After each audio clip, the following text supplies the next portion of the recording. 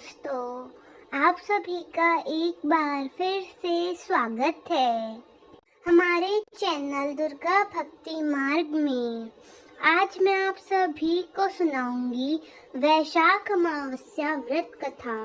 पौराणिक कथा के अनुसार प्राचीन काल में धर्मवर्ण नाम के एक ब्राह्मण हुआ करते थे। वे बहुत धार्मिक और ऋषि मुनियों का आदर करने वाले व्यक्ति थे।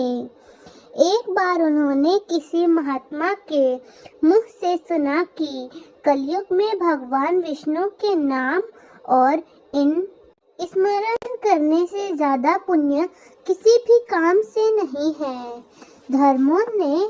वर्ण ने इस बात को आत्मसात कर लिया और सांसारिक जीवन को छोड़कर संन्यास लेकर भ्रमण करने लगा। एक बार घूमते हुए वह पितृलोक जा पहुंचा। वहां धर्मवर्ण के पितृ बहुत कष्ट में थे। उन्हें कष्ट में देखकर वह बहुत ज्यादा परेशान हो गया। पितरों ने उसे बताया कि उनकी ऐसी हालत तुम्हारे संन्यास लेने के कारण ही हुई है, क्योंकि अब उनके लिए पिंड दान करने वाला कोई शेष बचा ही नहीं। पितरों ने धर्मवर्ण को बताया कि अगर तुम घर जाकर वापस गृहस्थ जीवन की शुरुआत करो और उसके बाद संतान पैदा करो तो हमें राहत मिल सकती है। और इसके साथ ही वैशाख अमावस्या के दिन पूरे विधि विधान से पिंड दान करने से हमें मुक्ति मिलेगी। तब धर्मवर्ण ने उन्हें वचन दिया कि वह उनकी सारी उम्मीदों को भी और सारी अपेक्षाओं को भी अवश्य पूर्ण करेगा। इसके बाद धर्मवर्ण ने सन्यासी जीवन छोड़कर पुनः गृहस्थ जीवन को अपनाया और वैशाख अमावस्या पर पूरे विधि विधान से पिंडदान कर अपने पितरों को मुक्ति दिलाई। इस तरह से अमावस्या के दिन पितरों की शांति के लिए तर्पण किया जाता है, उन्हें पिंडदान किया जाता है और उनके साथ ही उनके नाम से दान करते हैं। इसके साथ ही अमावस्या के दिन विधि विधान से पूजा करने और नियमों का पालन करने से पितृदोष से होने वाले नुकसान से भी बचा जा सकता है।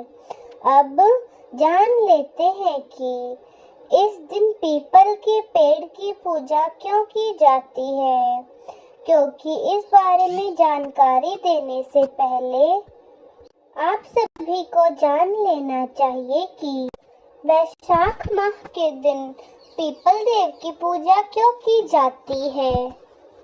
भागवत गीता में भगवान कृष्ण ने पीपल के वृक्ष को स्वयं का ही एक स्वरूप तय किया है। यही वजह है कि पीपल के वृक्ष की पूजा करने से हर तरह की परेशानी दूर हो जाती है, अच्छी तरह से सुख और ऐश्वर्य की प्राप्ति होती है। मान्यता है कि पीपल के पेड़ में सभी देवताओं का भी वास होता है। कहते हैं कि पीपल के पेड़ की पूजा करने से सभी 9 ग्रहों के दोषों को भी दूर किया जा सकता है, लेकिन ऐसा तब तक नहीं हो सकता जब तक कि पूजा पाठ की जानकारी हमें सही तरह से नहीं पता होगा। जब तक हम पूरे नियम के अनुसार पूजा नहीं करते तब तक हमें किसी भी पूजा पाठ का फल नहीं मिलता। पहले जान लेते हैं कि पीपल के वृक्ष में जल किस तरह से चढ़ाना है। इसके लिए आप सुबह स्नान कर साफ वस्त्र धारण करें और उसके बाद तांबे के लोटे में या फिर किसी भी मिश्रित धातु के लोटे में आप गंगा जल भर लें और या फिर सादा जल भी ले सकते हैं, जिसमें आपको गाय का कच्चा दूध, इसके साथ ही हल्दी और चंदन मिलाकर पीपल के पेड़ की जड़ में अर्पित करना है। इसके साथ ही कोई भी फल, यह जो भी प्रसाद आप अपने घर से लेकर आए हैं उससे भी चढ़ाएं। इसके साथ ही अमावस्या के दिन आप पीपल के वृक्ष में शक्कर या फिर बताशे जरूर चढ़ाएं। इसके बाद गाय के घी का दिया या तेल से यहाँ पर जलाएं। पीपल के पेड़ की जड़ में आपको दिया अवश्य जलाना चाहिए। दिया जलाने के बाद आपको इस मंत्र का जाप करना चाहिए। मूलतो ब्रह्म रूपाय मध्यतो विष्णु रूपे अग्रता शिव रूपाय वृक्ष राजाय ते नमः।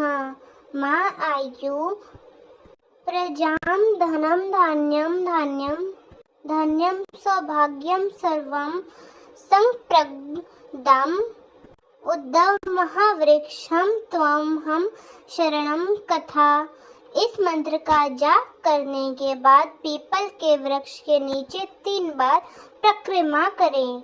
इसके साथ ही ब्रह्मा विष्णु महेश का भी ध्यान करें। यह माना जाता है कि अमावस्या के दिन विशेष रूप से पीपल के पेड़ की पूजा करनी चाहिए। कहा जाता है कि घर में अगस्त पितृ होते हैं, तो ऐसे में पीपल के पेड़ की पूजा करना अत्यंत आवश्यक होता है। इससे पितृदोष से होने वाली काफी बड़ी परेशानियों से, यदि आपका बिजनेस में घाटा चल रहा है, बड़ी बीमारी है, इन सभी से मुक्ति पाई जा सकती है और बड़ी परेशानियों से काफी हद तक बचा जा सकता है। इसके लिए आप अमावस्या के दिन किसी नदी के किनारे पीपल का पेड़ लगा सकते हैं और इसकी नियमित रूप से आपको 40 दिन तक देखभाल भी करनी है। आपको देखभाल करनी है कि पीपल का पेड़ टूट ना जाए या सूख ना जाए। ऐसा करने से परिवार के सदस्यों की अकाल मृत्यु का भय दूर हो जाता है, क्योंकि जिस घर में भी पितृदोष होता है उस घर में परिवार में कलेश रहता है, सदस्यों के बीच में मनमुटाव रहता है या फिर परिवार का कोई ना कोई सदस्य अक्षय बीमारी से घिरा रहता है।